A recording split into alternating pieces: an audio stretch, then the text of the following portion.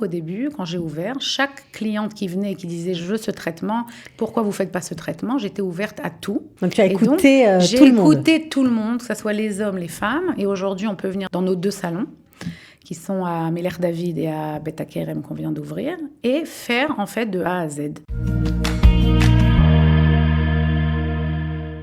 Et nous avons tout de suite le plaisir d'accueillir Déborah Twitou, qui est une professionnelle de l'immobilier. Elle gère une compagnie d'investissement depuis 20 ans et puis elle est aussi entrepreneuse. C'est pour ça qu'elle est sur le plateau, puisqu'elle a implanté les franchises de Youlia à Jérusalem. Vous demandiez qui se cachait derrière cette enseigne. Et bien maintenant, la surprise est dévoilée, c'est elle. Bonjour Déborah. Bonjour. On est ravis parce qu'on voulait quand même en savoir plus sur vos activités et notamment sur le monde de la beauté par rapport à votre activité de l'immobilier. Comment vous êtes tombée dedans ? Ça fait 20 ans que je suis dans l'immobilier et je me spécialise dans le luxe et dans les investissements avec les clients américains, les clients australiens. Et au fur et à mesure du temps, moi aussi, qui aime beaucoup la beauté, j'ai vu qu'en fait, il n'y avait pas à Yerushalayim où pouvoir s'occuper de soi-même, à part aller chez des gens dans leur maison, sinon d'aller dans un hôtel. Il n'y avait pas d'endroit ici où on pouvait faire tous les soins de beauté dans une clinique de luxe, comme à New York, quand on va dans la rue,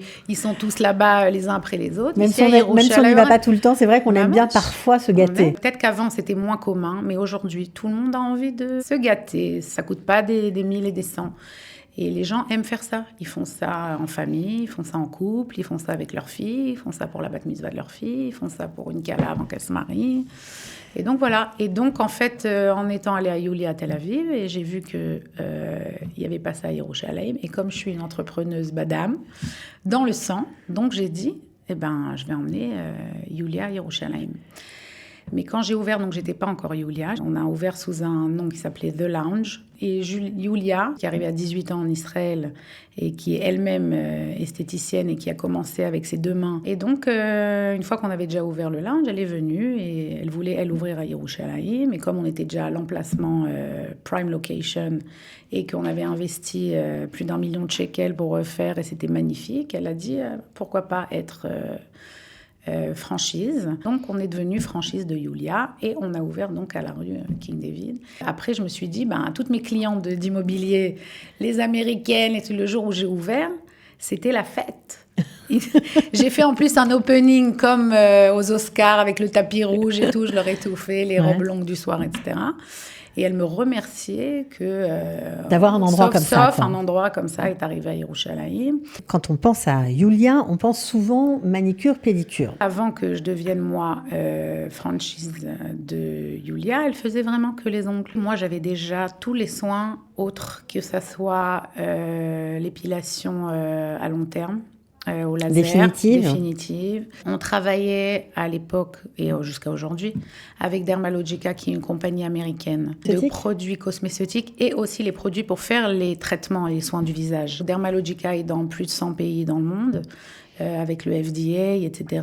C'est les soins du visage sur mesure. Chacun va venir, ça va être anti-âge, anti-acné, anti-imperfection, avant un mariage, un glowing, etc. Et moi, j'ai travaillé qu'avec eux. Youlia, en fait, quand elle a commencé, donc elle a commencé à faire en fait les typolines que j'ai fait. Et moi, ce que j'ai aimé au début, d'abord, c'était un fun pour moi. Comme mon père m'avait dit au début, qu'est-ce que tu as besoin de ça ? C'est quoi ? C'est ta petite ballerine ? Alors j'ai dit non, je vois un tzorer, je vois un besoin qui n'est pas que pour moi, qui était pour moi, mais en fait j'ai vu que c'était pour tellement de gens à Yerushalayim que j'ai dit on va le faire. Et donc au début, quand j'ai ouvert, chaque cliente qui venait et qui disait je veux ce traitement, pourquoi vous ne faites pas ce traitement ? J'étais ouverte à tout. Donc tu as écouté tout le monde. J'ai écouté tout le monde, que ce soit les hommes, les femmes. Et aujourd'hui, on peut venir dans notre salon, dans nos 2 salons, qui sont à Meller-David et à Beta Kerem qu'on vient d'ouvrir, et faire en fait de A à Z, que ça soit des ongles, que ça soit aussi, on fait des pédicures médicales et qu'on fait du tanning, du bronzage, dans une douche bronzage, les massages. Et c'est important aussi de dire qu'on a une médecin qui fait par exemple les soins du visage. On a une infirmière qui fait le traitement du laser à long terme. Si tu vas dans un autre endroit, celles qui vont te faire le laser, elle va s'appeler une technicienne. Nous, tous ceux qui font les traitements, c'est ou des infirmières qui sont avec une théouda d'infirmière, et celles qui font les tipoulés panim, les soins du visage. C'est une médecin ou une masterite en Dermalogica qu'elle fait ça depuis 25 ans. On a compris que c'était parti d'une envie personnelle et que finalement tu as identifié un besoin.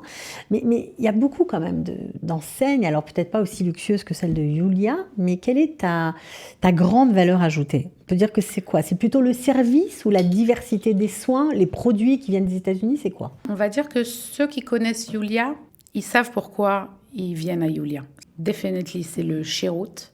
Le service chez nous qui est de A à Z, que ça soit le petit Nespresso qu'on amène avec le petit gâteau ou le verre de vin ou le petit massage qu'on va lui faire à la fin de la pédicure, ou on peut faire massage aux épaules pendant que quelqu'un est en train de se faire une manicure. Ce qui est très important aussi chez nous et ce qui nous différencie des autres, c'est l'hygiène. C'est très important aujourd'hui et toujours d'ailleurs que tu arrives dans un endroit et que tu sais que tu vas venir, que tes produits et les ustensiles qu'ils vont utiliser, ils ont été stérilisés à plus de 100 degrés entre chaque tipoule. J'ai amené ici un petit kit jetable que chaque cliente, elle reçoit ça. Il y a la lime à ongles, il y a le petit baffe pour limer, il y a les trucs pour les doigts de pied et le gant pour faire un peeling. Tout ça, c'est personnel. Après, elle peut repartir avec son gant si elle veut. Pour les pédicures, j'ai amené donc le sachet qu'on met à l'intérieur, qui est jetable, qu'on met à chaque cliente. À l'intérieur de quoi? À l'intérieur de l'ustensile pour faire les pédicures, qui est un lavabo qu'on a fait sur mesure en corian, qui est arrondi à l'intérieur pour que ça soit exactement la forme du pied, la taille du pied, pour que celui à la hauteur de la personne. C'est très étudié, quoi. Tout est étudié. C'est très, très étudié. Quand on vient après, on croit que ça a été fait comme ça, mais ça a été fait avec... On a dû utiliser une architecte et un ingénieur pour nous dire qu'est-ce qu'il fait, le poids de la personne, combien elle doit lever sa jambe, comment la jambe doit être pliée pour pas avoir mal au dos, etc. Et aussi pour que l'ovedette, l'employée qui fait elle aussi, elle ait pas mal au dos. Et je dois dire aussi qu'on a la permission du MISRAD, du ministère de la Santé pour travailler, qui viennent nous faire des vérifications tous les quelques mois, qui sont toujours épatés par la propreté et l'hygiène de l'endroit, qui est très très important, parce qu'il faut comprendre, il faut dire ici aux gens, que s'ils vont faire même chez quelqu'un dans leur maison, et nous on sait parce qu'on a des gens qui arrivent, qui ont fait chez quelqu'un, et elles stérilisent ces ustensiles dans le koum-koum de sa cuisine. Donc c'est important à dire que c'est pas de la rigolade, parce que si avant ça elle a fait à quelqu'un qui a par exemple des champignons et mycoses, voilà, et après elle le fait sur quelqu'un d'autre. Ça c'est important, cette question des mycoses, parce qu'il y a beaucoup de personnes souffrent, que ce soit dans les ongles des pieds, dans les ongles des mains. Vous traitez ça d'une façon particulière? Ouais. Vous avez une méthode particulière à Julia? On a une méthode à Julia. Toutes les employées qui arrivent à Julia, elles sont envoyées à l'école de Julia, qui est à Tel Aviv. Elles passent tout le cours qui dure 3 mois. Et elles apprennent exactement comment on fait. Ceux qui sont diabétiques, ils savent exactement comment s'en occuper, que c'est très important. Il ne faut pas trop limer. C'est très important qu'il n'y ait pas du sang. Tous les cas, aussi les ongles incarnés, c'est des cas très, très, très connus qu'on a des gens, des hommes plus âgés, etc., qui viennent, qui ne peuvent plus marcher. Julia a créé dans ses laboratoires un produit qui s'appelle Proven et qui est vendu aussi au Superpharm, certains produits, et à Bi aussi, qui ont été donc aussi par le MISRAD et partout, qui marchent extraordinairement bien. Les gens qui ont des champignons, les gens qui ont des tout. Et donc ça fait qu'on est aussi passé dans le niveau au-dessus. On est un peu rassuré. On va pas sortir avec les pieds abrasés ou les ongles un peu éraflés, surtout avec les techniques de lac gel. On sait que parfois c'est pas évident. On a les ongles qui s'abîment énormément. Est-ce qu'il y a une technique particulière aussi pour la pose ou la dépose du lac gel chez Julia? Aujourd'hui, celles qui font à la maison, elles veulent faire tchic-tchac, faire les clientes les unes à la suite des autres. Elles leur enlèvent à la machine, à la fraise, qui enlève tout ce qu'il y a sur les ongles. C'est la chose la pire. Ça transforme l'ongle qui devient fin comme une feuille. Et nous, on ne le fait pas. On enlève avec le produit, avec le coton, avec le papier alu et on pousse. Alors ça va nous prendre un quart d'heure de plus, mais au moins après, le client, il verra que ses ongles, ils seront intacts. Les gens, des fois, nous demandent pourquoi on n'a pas les machines pour faire sécher les mains, pour aller plus vite à la fin. Les gens ne savent pas, mais ça réduit le temps de longévité du gel de quelques jours, et donc c'est pour ça qu'on ne le fait pas. Donc tout ça, c'est des chitotes, tu vois, des systèmes que moi, je ne savais pas, que j'ai appris par Julia, qui est tout le temps en train d'aller en Russie. Elle voyage pour savoir c'est quoi les nouveaux systèmes. Et pareil avec les soins du visage. Maintenant, on fait aussi, par exemple, des peelings à moque que la médecin, elle a amené ces systèmes de Russie. Là-bas, elle faisait ça, elle est dermatologue. Et donc, on fait ça aussi. On a pu acheter les produits parce qu'elle est médecin. Et on peut faire des peelings, que ça soit doux, plus fort, encore plus fort, pour enlever celles qui ne veulent pas faire du botox ou s'injecter des produits. Elles peuvent venir, on leur enlève les rides, ça enlève la pigmentation, ça fait peler la peau, ça te fait avoir une nouvelle peau. Bon, on sort toute donc belle. Voilà, quoi. Il faut venir. C'est énorme. On vous écoute, bien sûr, vous nous faites rêver, hein, c'est clair. On a toute envie, j'imagine, d'aller tout de suite se faire belle chez vous. Mais on se dit que tout ça a un prix. Ça a l'air de coûter bien cher. Au premier abord, oui, parce qu'on est une compagnie de luxe. Et quelqu'un qui veut du luxe et qui veut venir sur la rue King David ou des Champs-Élysées pour se faire un tipoule, ou qui va aller dans un salon à Carita à Paris, il ne va pas payer la même chose que s'il va dans un petit salon en ville, tout petite, où il n'y a rien, il n'y a pas d'hygiène, et l'employé est habillé, elle est en train de parler au téléphone, en train de mâcher son chewing-gum. Moi, c'est très, très important. Et moi, c'est pas parce que je suis française, mais moi, j'ai un standard très, très haut. Et mon standing, c'est comme ça qu'il est dans l'endroit. Mes employés, elles n'ont pas le droit de mâcher le chewing-gum, elles n'ont pas le droit d'avoir leur téléphone sur elles. Elles sont en uniforme blanc, magnifique, toujours propre. Elles doivent les laver, elles doivent être toujours les cheveux attachés, maquillées. C'est très important pour moi.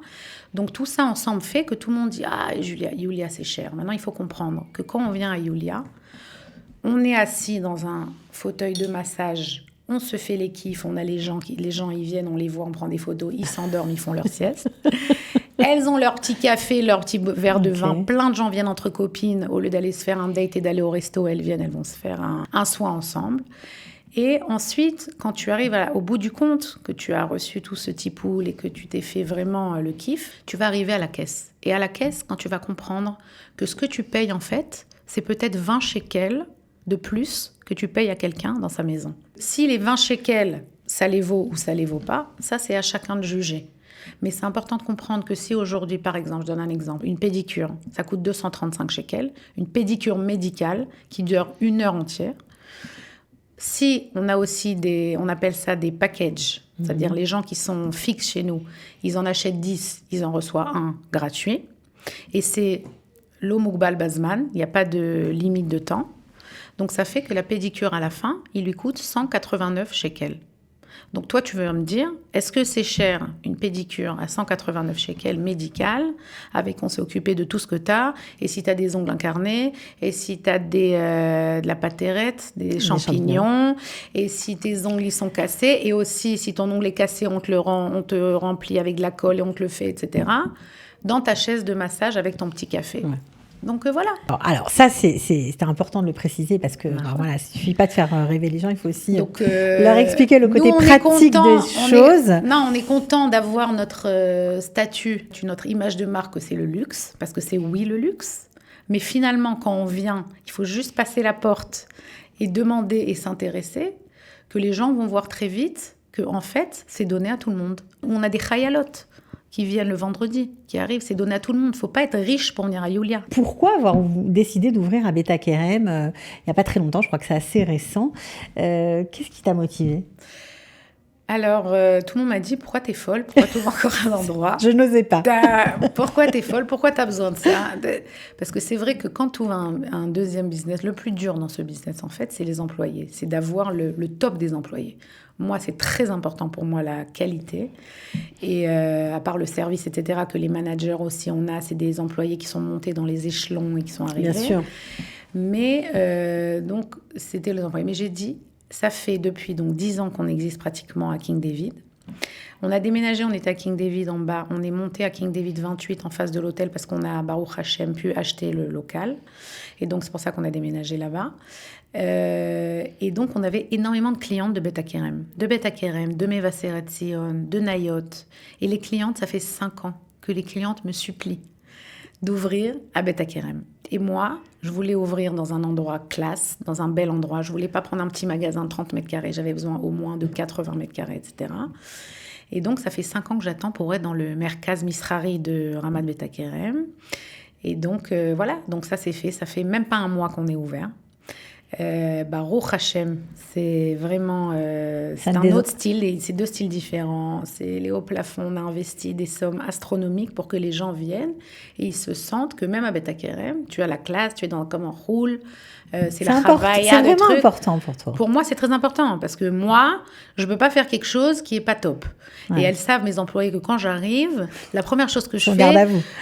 Non, c'est pas grave. J'arrive, je vais pousser une chaise, je vais ranger un truc, je vais lever un papier, je vais dire, je vais commencer à tout ranger parce que c'est plus fort que moi. Moi, je veux que ça soit top. Comme si j'étais là-bas 24 heures sur 24, mais je n'y suis pas. Donc moi, tout le temps, il faut savoir qu'on fait des sadnaot avec les managers. Elles apprennent, et de service, et de qualité client, et de... vous mettez vraiment l'accent sur ça. On met l'accent sur ça. Et c'est très important de dire que chez nous, il n'y a pas un client qui sort pas content. Pourquoi ? Parce qu'on ne va pas le laisser sortir pas content.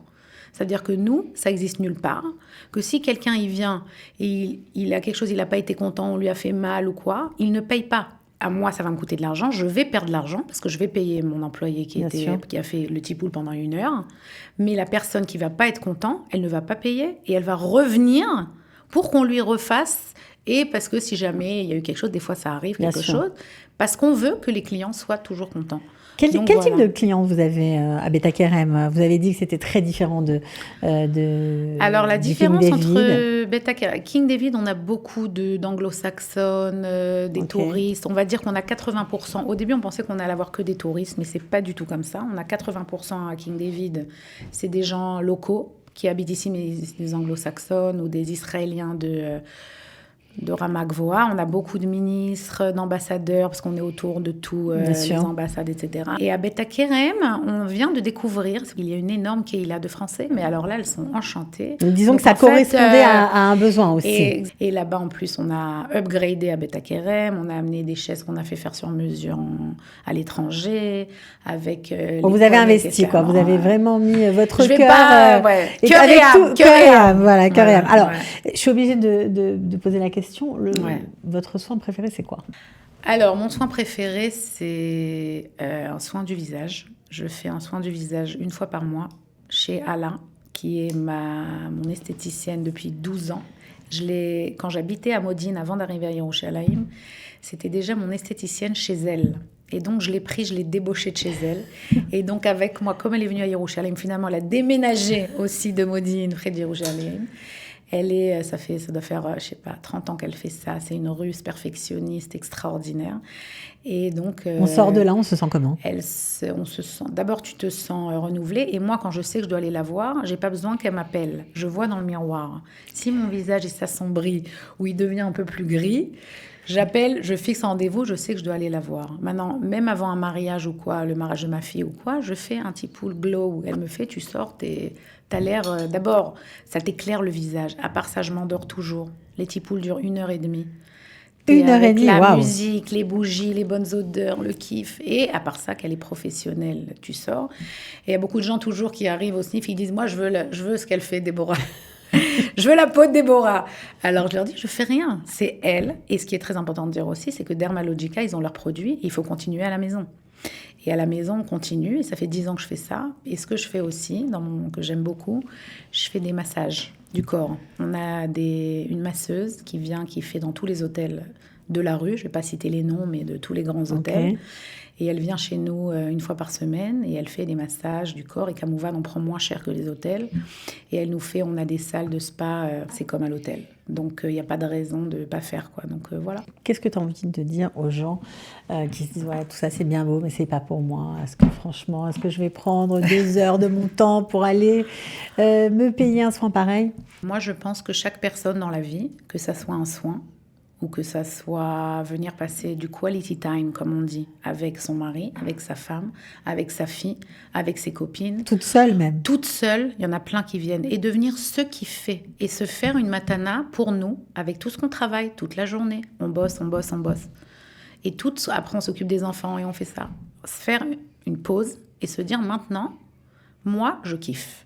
Et même avant que j'avais Yulia et que je travaillais dans l'immobilier, j'ai aussi travaillé dans une période à Tel Aviv, je travaillais dans une compagnie, je prenais 1 heure par semaine et j'allais me faire à moi un kiff. Parce que je voulais être avec moi-même.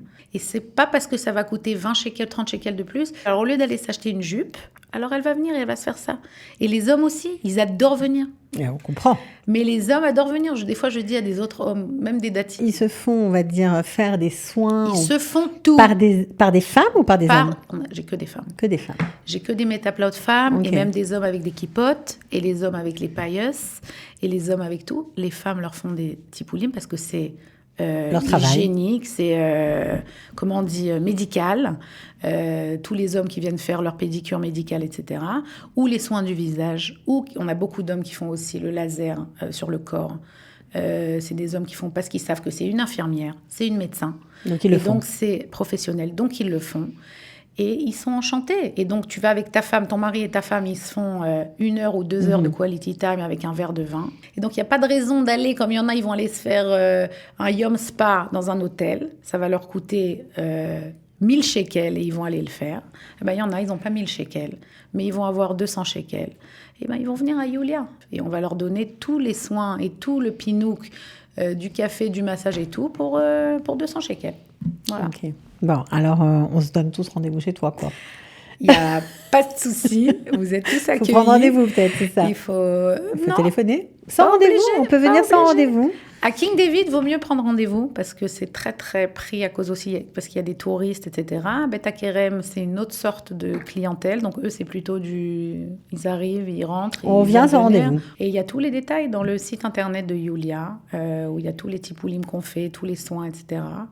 Et voir les prix et combien ça coûte quand on achète un package. Tout est expliqué. Tout est expliqué, tout est bien et tout est clair. Déborah Twitou, c'était un plaisir d'être en ta compagnie aujourd'hui. Tu nous as donné envie d'aller nous faire belle, en tout cas pour moi. Voilà.